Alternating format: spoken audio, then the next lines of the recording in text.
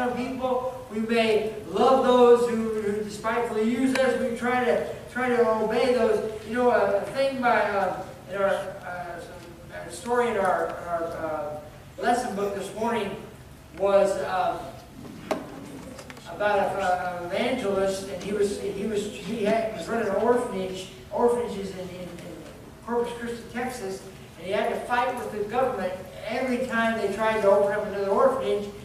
And so he was in a courtroom, and this guy, this lawyer just went off on him and was calling him all kinds of terrible names and trying to degrade him. Well, the lawyer felt bad after it was all said and done, walked up to the evangelist, and he said, you know, I really want to apologize. That's just what I do. That's just how I work. And the evangelist said, it's okay. It didn't bother me a bit. It didn't hurt my feelings. He said, because I've been freed from sin. I've been freed from the old life. And he said, that, you know, in the old life, that would bother me. He said, but I'm not going to let that bother me. He said, I'm still going to do what God has called me to do, and I'm not going to let anything stop me. And that's how we need to be free. We are free, free to follow Him, free to put Him first in our life. Our wants and our desires also will change. You know, we'll have the wants and desires of being with those who are like us, or the ones who have followed in Christ's footsteps, ones that love the Lord. You know, if you go to a meeting or whatnot, and you have a lot of people from different churches or different areas in True Baptist, everybody has a little bit different way of worshiping God, but we all worship the same God. And you know, they had a thing there that I think it was Obama that said, you know, they wanted to have all the churches come together, and you know, that wasn't going to work, because I'm not going to be able to worship with a Muslim. I'm not going to be able to worship with a Latter-day Saint. I'll be able to worship with Baptist people to an extent, but more and more, you know, they're slipping and changing. We are one of the last churches that I know of that still have communion followed by feet washing. We used to do that as I was growing up. At every quarterly meeting, you'd have communion on Friday night, you'd have feet washing. But, you know, it's just slowly it got to where you know, well, it wasn't, not everybody was comfortable with it. Not everybody liked it. Well, you know what? We need to remember where God brought us from and where God is taking us to. And we need to keep, you know, hold on to the old paths, the good paths. God has given us what we wanted, what He wanted all men to have, and that is a chance to follow Him. To follow the one and true real God. God wants us to choose Him and to follow Him, knowing well and good that not all men will. Everybody has their opinion. I know. I was in a church meeting when I was little, and when I was young and I was little, and they were gonna put new carpet in the church, and the church had that blood red carpet everywhere.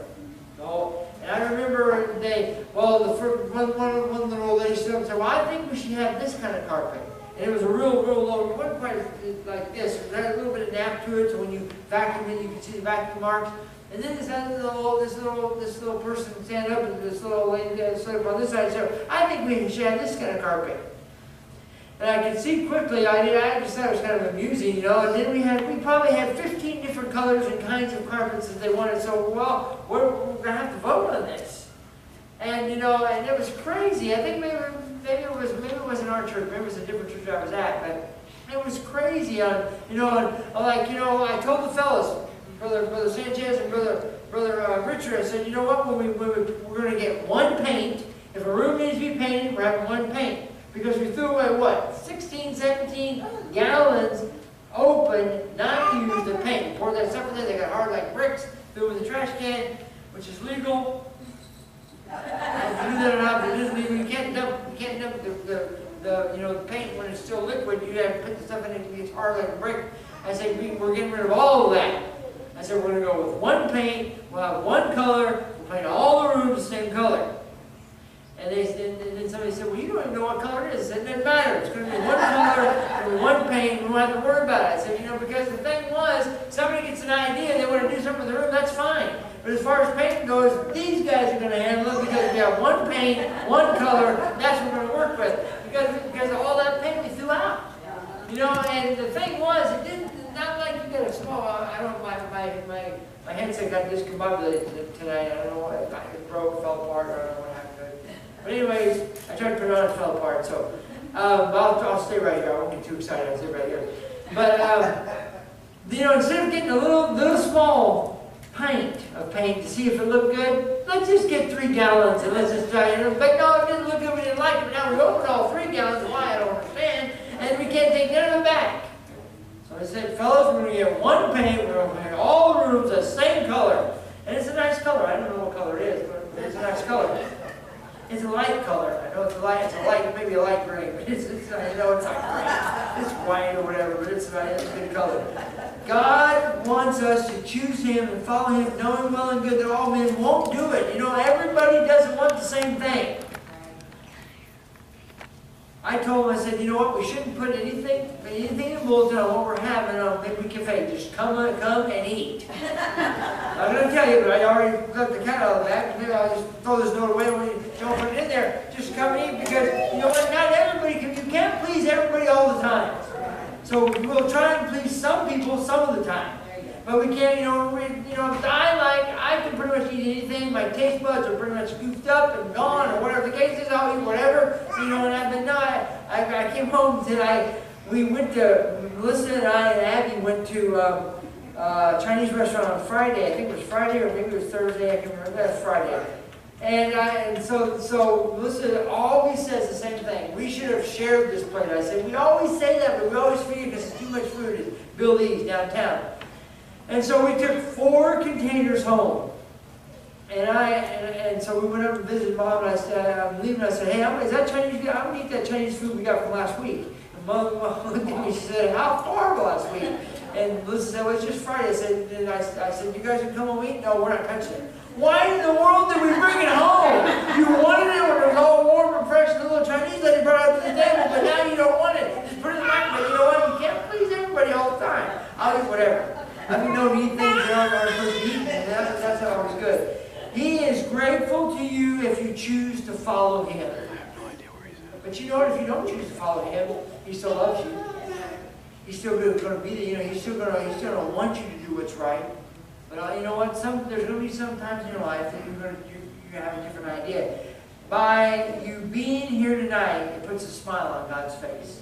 It really does, because because you've come to worship Him and to praise Him. Well, number 2, free to be forgiven. You can be forgiven. The Bible tells us in Hebrews chapter 9 verse 22. I apologize this morning. I skipped through a bunch of things, and Brother Marcus wasn't able to follow me, and I just jumped around. Hebrews chapter 9 verse 22. And almost all things are by the law purged with blood, and without the shedding of blood there is no remission. Then you know what? This was what we were under the law before Jesus came. The law was put in place to guide you, but it couldn't save you. You couldn't be saved by the law. So Jesus came. It took the shedding of blood to cover the sins, and that's what Jesus did. There had to be the shedding of blood to forgive sin. Before that, when you brought an animal, that was just rolling your sins ahead, and people were obedient that way. But you know what? If they chose not to do that, they were being disobedient. They were going to make it. Jesus, when he was in the grave, he went and preached those who were in paradise, and just said, basically told them, I am the reason that you did what you did, and you followed what the church told you to do, and you rolled your sins ahead. I am that reason. Those that had already been dead and gone, and they went from paradise and then into heaven. And he said, you know what? We'll have this no more, because I have come and I have fulfilled the law. I didn't do away with the law of the prophets. I have come and I am a fulfillment of the law. This is why you did what you did. Can you imagine being a young boy or a young girl at that time? Dad, why do we do this every year? Because we're being obedient to what God has told us to do. But what is it doing for us? Well, basically, if you really got down to it, it's not doing a whole lot for us other than being obedient to what God has told us to do. But eventually the Savior, the Son of God, is going to come. And I imagine to the Old Testament, they were thinking, when is He going to come? When is He going to come? When is He going to be here? When is this going to be over? When is Jesus going? When is God's Son Jesus going to come and take away all these sins? Several people had passed on. But Jesus came, just like the Bible said He was going to. Then we're under the law. Jesus was the unspotted lamb, the only man that had never sinned and lived a perfect life. Can you imagine that? No sin. Probably, well, in the temple he lost his... Man, I don't think he even lost his temper then. I think he was just trying to show these people how important it was not to make the temple a place of merchandise. But can you imagine? He never got upset. A man, never called names. Never degraded people. Maybe, if Dad was a carpenter, he probably took a trade, hit his son, wouldn't use his own name in vain. I mean, can you imagine? A perfect person, a perfect man, and you know what? The person that he just had that attitude, that demeanor, that character that drawed you to him, that you wanted to be with him. Remember before you got married?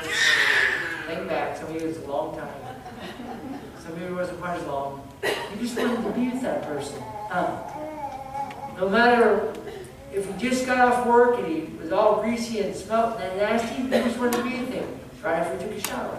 I mean, and you just wanted to be with that person. I remember before me and Melissa, when me and Melissa got married, I was over their house every night. Till probably midnight. I mean, it was a whole bunch of us over there. But you just wanted to be with that person. You know what? That once you get saved, that's how God is. That's how Jesus is. You just want to get close to Him. You just want to know what He has for you in your life. You want to know what He's got planned for you. I thank God that Jesus was the one that has given us the opportunity to follow Him. He makes it easier for us to live a Christian life. It's not impossible to live a Christian life. It's not that difficult if we just do right. The problem is some of us don't like to do right.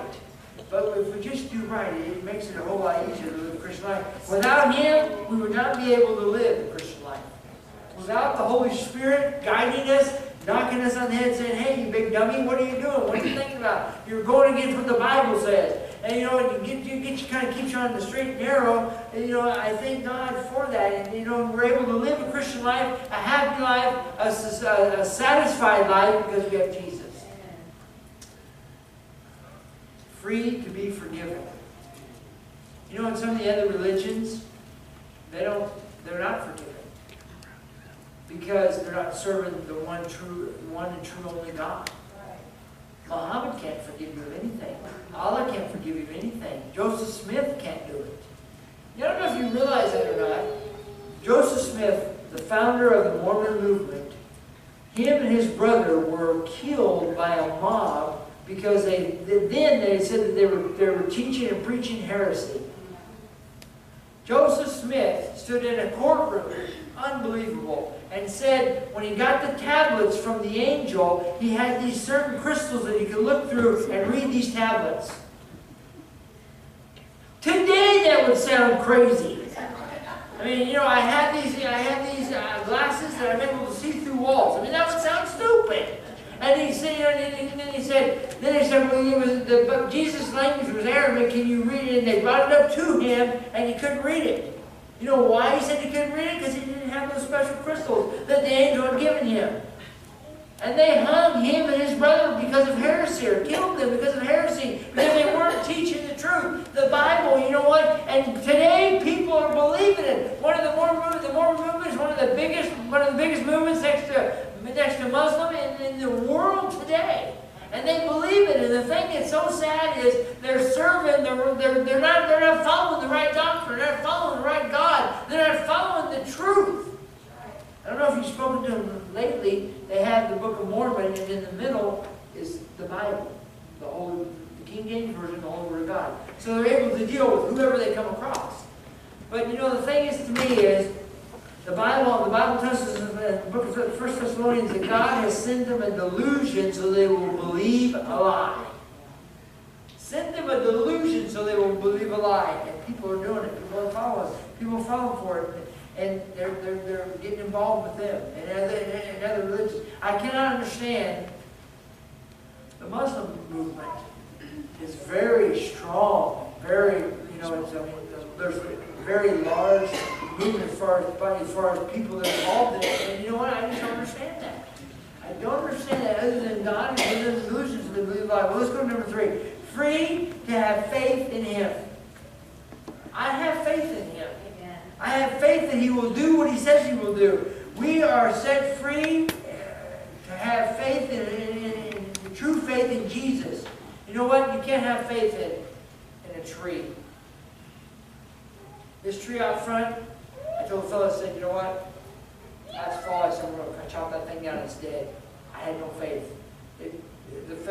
All the leaves came back and it turned green. I said, well, I guess we'll wait and let it die on its own, natural causes. But you know what? You can't have faith in anything other than God. When you came in, you had simple faith that when you flipped the lights switch on, the lights were going to come on. When you sat down, you're sure that the seat was going to hold you up. When you push the door, it's going to open. You have simple faith every day. Thinking with you, when you go out to the car, you have faith it's going to start.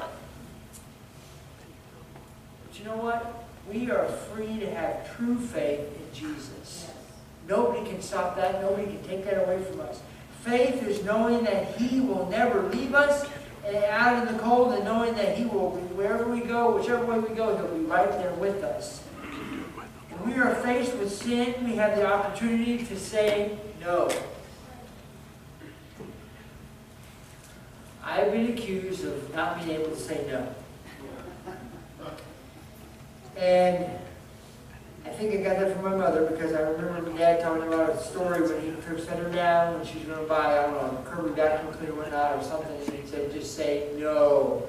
I've been accused of not being able to say no. I hate to tell people no, but I'm working on it. But you know what? But when you're faced with sin, you have the opportunity to say no. I'm not going to get involved with this. I'm not going to get involved with him. I'm not going to go to that place. I'm not going to allow that to come into my life. Just say no to it. It would seem sometimes easier to say yes to it, but we know God would not bless us if we would. The only way we're going to make it in this world is to have faith in Jesus. True faith. You know what? When I pray, my prayers don't go they are not any better than your prayers. God doesn't just answer I told you before, I don't have that red phone, the back phone that say, God, this is Gary, I got this problem, can you take care of it? Yes, I'll take care of it. Click, that's it. Yeah, you have the same ability. You have the same availability. You serve the same God. If you have faith that God will answer you, if you say, well, you're not going to ask this, I know God's not going to take care of it. Then no, then He's probably not going to take care of it. But if you have faith knowing that He will take care of the problem, the situation, He will. Some of us are just impatient. I've been known to be impatient. The only way you're going to make it through this world is to have faith in Jesus. With Jesus you will not be sorry. He will not leave you nor forsake you. He will not, when the bad things happen, maybe He knows that they're happening. He may allow them to happen, but it's not because of Him. I've talked to people before, I'm not going back because this happened. And God did it. And I'm thinking to myself, I'd like to just grab him right by the shirt and smack him across the face and say, you know what, wake up. You did that. That was your fault. You made that happen because you weren't doing right. But I don't. I say, well, brother, well, sister, now was it really God's fault? You know it wasn't God's fault. But I don't do that. I'm nice. Because I can't say no. Sometimes you just like to grab people and just shake them. And say, you know what, just wake up for a minute. Just look, wake up. Turn around and look what you've done in your life. Where you've been, what you've gone through, and what's happened. And you're going to blame all this on God. Some of it was of your own doing. Some of it was your fault. You didn't listen. And the thing that gets me is that they know what's right, and they know what the Bible says, and they still won't listen to God. They still won't follow. And then they're mad at the church. They blame it on God because God did this. No, God didn't do it. You did it to yourself. But, you know what? If you said that to him just like that, it probably wouldn't help. It probably wouldn't help. Well, that may be what you think, preacher, but that's not what I think. Well, you know, probably wouldn't help. That's why we have one pain. We're going to paint all over it. With Jesus, you won't be sorry. Before you started following Jesus, you were blind to sin because it had been a way of life. Before you followed Jesus, it was just a way of life. You just did some things because that's just what you always did. I remember a story Brother Richard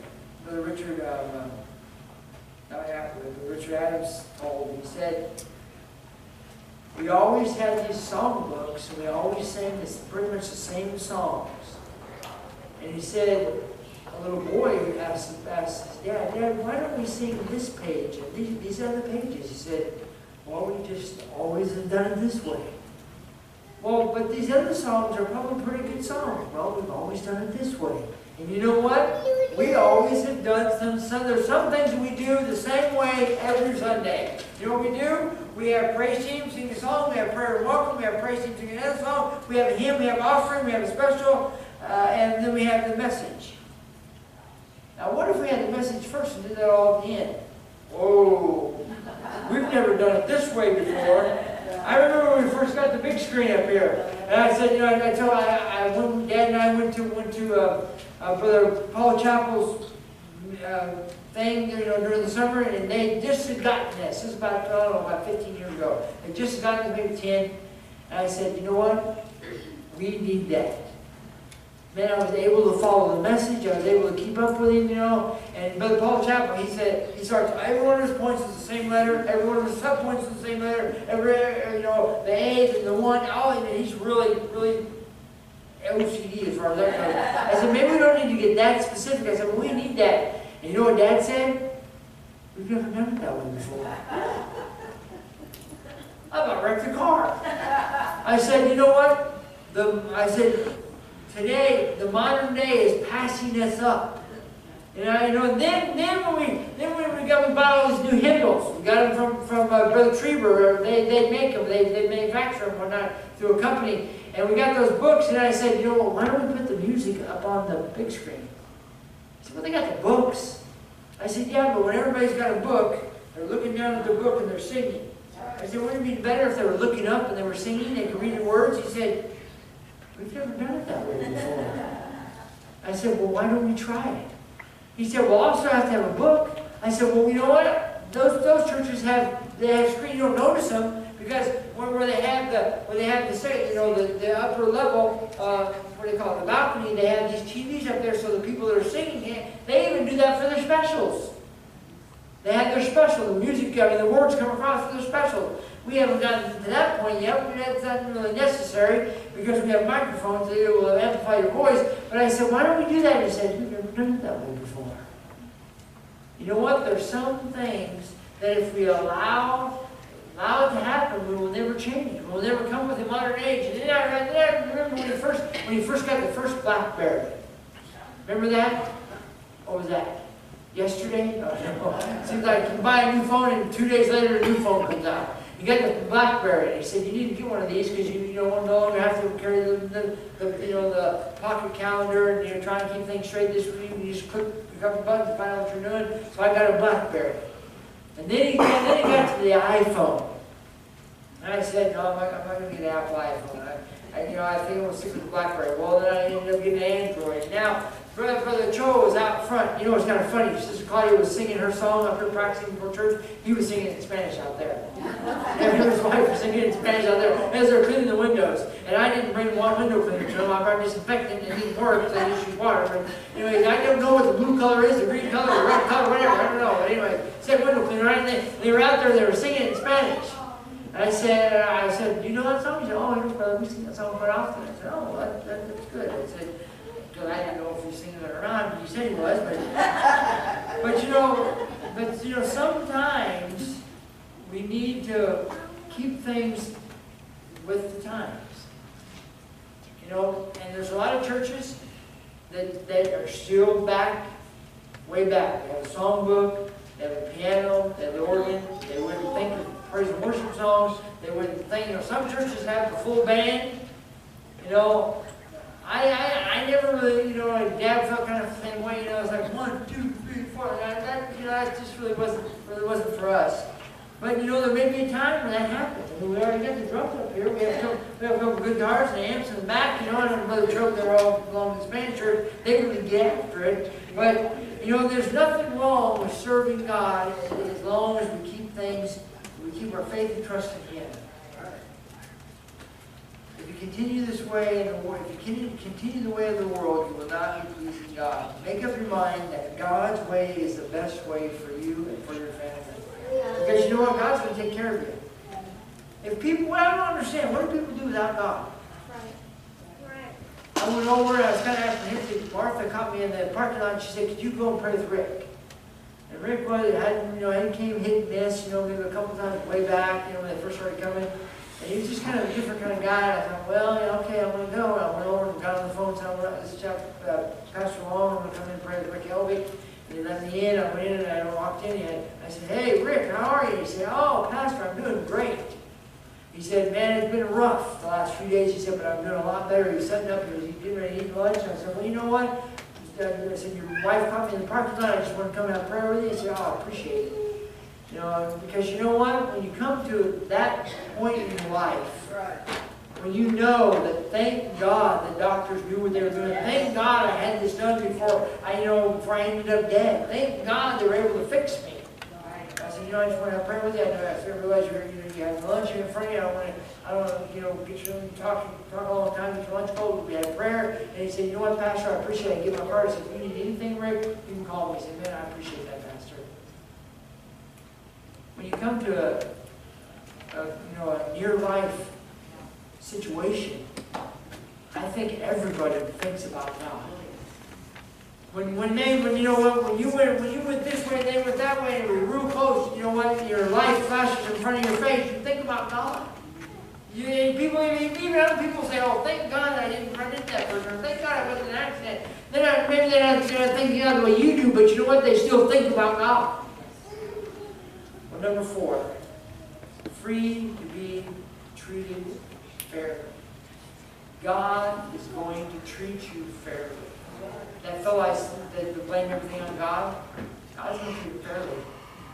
You know, it was his own fault. I like to tell him that, but it wouldn't do no good. Jesus will treat you fairly. He is not going to treat you any different than someone else.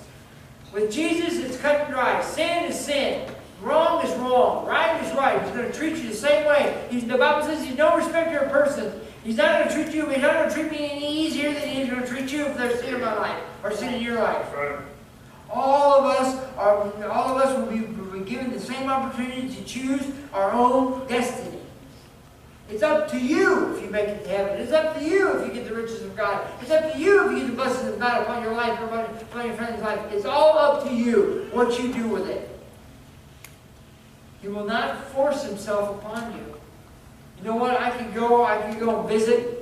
Sit down, I could force it down people's throat. I could tell them they're going to go to burn in a fiery hell. But you know what? That's not going to help them.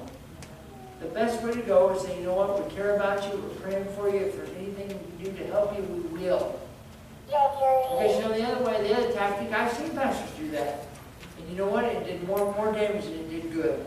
This world, we hope in the end, they will have chosen God, but we know that there's a chance that the world is not going to. Thank God that you made up your mind to choose Jesus. And you're here tonight. And we appreciate your attendance.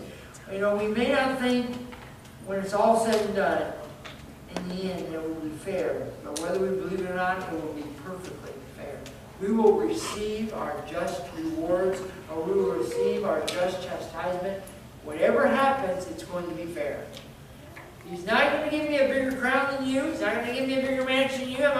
I used to work at Phillips Lighting, a bunch of Christian fellows out there. And they wanted me to work on Sunday, and I went in and told the boss I couldn't work on Sunday. And I went back in the break room. They were on break, and all started clapping. And I said, "What are you doing?" He said, "Man, you were going to have a crown with so many rubies in it for not working on Sunday. Man, God is going to bless you." I said, "No."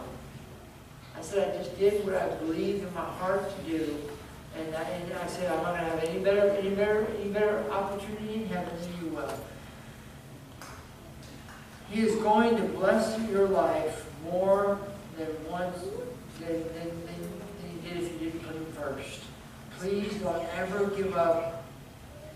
Put God first place in your life. Keep him exactly where he deserves to be, and you won't ever think twice about fairness or God. You will know it, and you will know it in his grace and his mercy that got you through everything that you went through. Thank God for grace. Thank God for mercy.